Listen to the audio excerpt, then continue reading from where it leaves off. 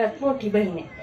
पण तो जो आता इथपर्यंत पोहोचलाय, तो त्याचा पहिल्यापासूनचा जो प्रवास आहे त्यातलं मी थोडंसं चित्र तुमच्या समोर मांडते. सुरुवातीला त्याला मला वाटते पुण्यालाच इंजिनिअरिंगला कॉलेजला ॲडमिशन घेतलं होतं. वडिलांचं मत होतं त्याने डिग्री करावी, त्याचा इंटरेस्ट त्यात नव्हता. सुरुवातीला घेताना म्हणला घेतो, हुशार होता, टॉपर होता, पहिल्यापासून त्याचं स्टेज डेअरिंग भरपूर होतं, सगळ्या गोष्टीत अव्वल होता, तो कशातच मागं नव्हता. पहिला एक लहानपणीचा आमचा किस्सा सांगते मी. 6वीला होते, तो 5वीला होता. आम्ही दोघांनीही स्वातंत्र्य दिनाचं भाषण घेतलं होतं. हा काय करायचा, 2च खोल्याचं घर होतं आमचं, छप्पर होतं वरून. कडी लावायचा आणि प्रॅक्टिस करायचा. आणि ह्याचं बोलणं तुमच्या लक्षात आले कसं आहे ते. तो इतकं म्हणजे असा भारदस्त बोलायचा ना, मी माझं पाठ केलं पण स्टेजवर जाऊन सगळं त्याचंच बोलले. म्हणजे त्याच्या बोलण्याचं ऐकून ऐकून माझ्यावर एवढा प्रभाव पडला होता. त्याच्यानंतर तो गेला. ह्याला काय इंजिनिअरिंग मध्ये इंटरेस्ट नव्हता. वडिलांना वाटायचं डिग्री घ्यावी, तू काहीही कर पण पहिला हातात डिग्री पाहिजे. हा म्हणायचं नको तायडी मला काय, आणि मी दोघांची दुवा. काय झालं की तायडी इकडून तायडी झालं. ह्याने ना माहिती होतं मुंबईला गेला. ह्याला इंटरेस्ट होता सर, ह्याला ऍक्टिंग मध्ये खूप इंटरेस्ट होता, खूप म्हणजे खूप.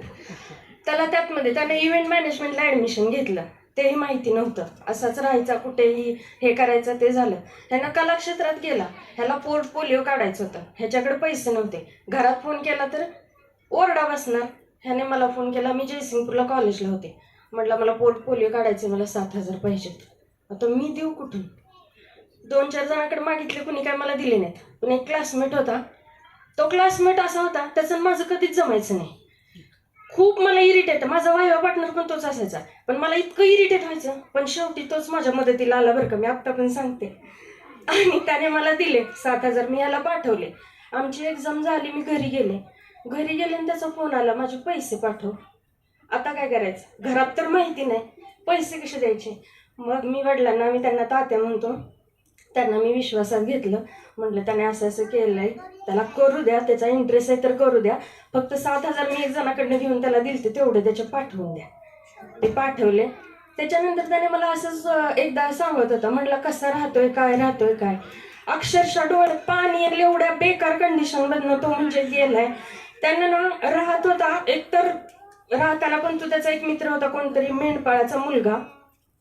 त्याने 14 फेब्रुवारीचा एक दिवस होता, 3 ठिकाणी त्याने जेवायला, म्हणजे केटरिंगचं काम पण केलंय त्यांनी. तुम्हाला विश्वास बसणार नाही, लोकांच्या जेवणात वाढले.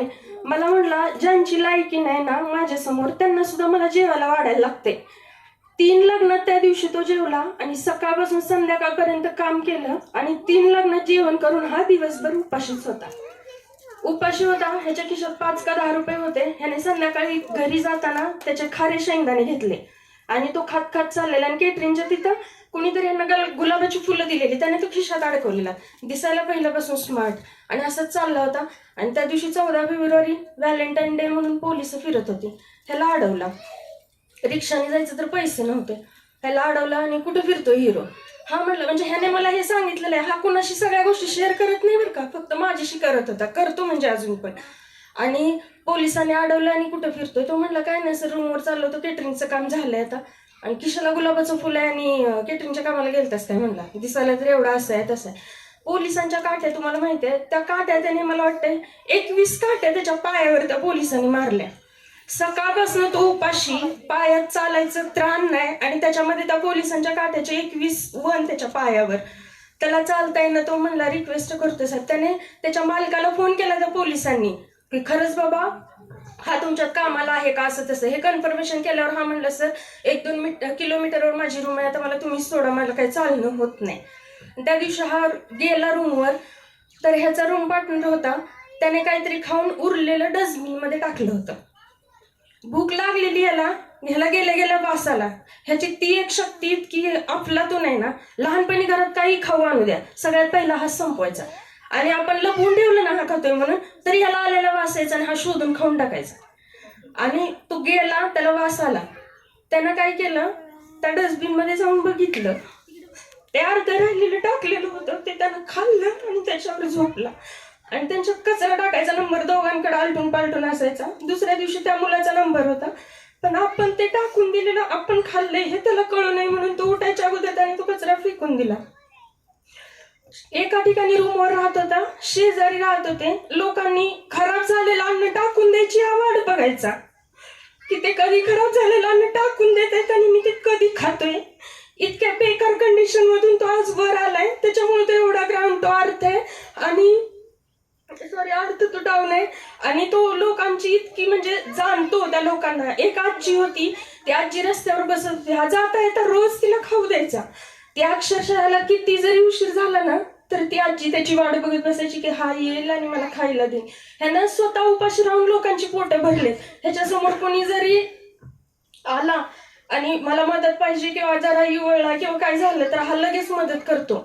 पण ह्या सगळ्या गोष्टीतून तू वर आलाय आणि आज त्या सगळ्यांचे आशीर्वादच आहेत तुला, त्याच्यामुळे तू आज इथपर्यंत पोहोचलाय, इथपर्यंत आलाय आणि पुढेही असंच कार्य करत राहा. निस्वार्थीपणे आमच्या सगळ्यांचे आशीर्वाद तुझ्या पाठीशी आहेत आणि कधीही कुठल्या गोष्टीचं तो क्रेडिट घेत नाही, कधीच घेत नाही. तो कधीही आला, कधी पण येऊ द्या, मला न भेटल्याशिवाय जात नाही. भेटायला आला तरी कितीही, पोरींच्या हातात मला 2 मुली आहेत, पोरींच्या हातात पैसे दिल्याशिवाय माझ्या हातात पैसे, कधी कितीही सांगा त्याला, पण नाही. तो नेहमी इतका म्हणजे मी इतकं नशीबवान मानते देवाकडे की मला इतका चांगला भाऊ दिलाय देवाने. आणि हा जसा छोटा भाऊ पण माझा, फक्त ह्याचा स्वभाव कसा आहे, हा बोलका आहे, एक्स्ट्रावर्टेड आहे. तो आहे तो इंट्रोवर्ट आहे, त्याला जास्त बोलायला, जास्त एक्सप्रेस व्हायला कुठल्या गोष्टी आवडत नाही. ह्या सगळ्या गोष्टी मला ऍक्च्युली तुमच्यासोबत शेअर करायच्या होत्या. तो आता म्हणला की मी काय एवढं हे नाही किंवा मी काय करत नाही किंवा काय नाही, पण तो ह्या सगळ्या परिस्थितीतून वर आलाय. त्याच्यामुळं तो, आणि इतक्या बेकार परिस्थितीत होता तो, तरीही देवाचे इतके आभार किंवा त्याचेही मी म्हणेल की तो कधी भरकटला नाही किंवा वाईट मार्गाला लागला नाही. हे खूप मोठं नशीब म्हणजे. आणि तो इतकं चांगलं काम करतोय आणि लोकांना त्याच्यातून प्रेरणा घ्यायला तो आला किंवा त्याचा आवाज जरी ऐकला ना तर इतकी मनाला शांतता मिळते किंवा काय. आणि ह्या सगळ्याबरोबर तुला मी म्हणजे हे पण सजेस्ट करेन, तू स्वतःच्या तब्येतीची काळजी घे. मी नेहमी त्याला सांगत असते जेवण आणि झोप वेळेवर कर, पण ह्याचं रात्री 4-4 वाजेपर्यंत ह्याची कामच सुरू असतात. तेवढं मी त्याला आव्हान करते की त्यानं तेवढी काळजी घ्यावी. आणि जे लोक आहेत, तू गोरगरिबांना मदत करतोय ठीक आहे, पण ह्या गोष्टीचा फायदा पण बरेच जण घेत आहेत, मी स्पष्टपणे सांगते. कारण ज्यांना गरज नसते ती लोकही भैयासाहेब हे काम करतायत ना, तर मग ते करतायत म्हणल्यावर त्यांच्या पुढे काहीतरी हे करायचं, मग आमची परिस्थिती गरीब आहे, आमच्या मुलांना हे करा. आणि हे लोक व्यसनांच्या आहारी जातात. हे लोक दारूवर ह्याच्यावर पैसा उडवतात आणि स्वतःच्या मुलाला शिक्षणाला नाही आणि मग ह्याच्याकडे येतात. मला असं सांगायचं की अशा लोकांपासून पण तू सावध राहा.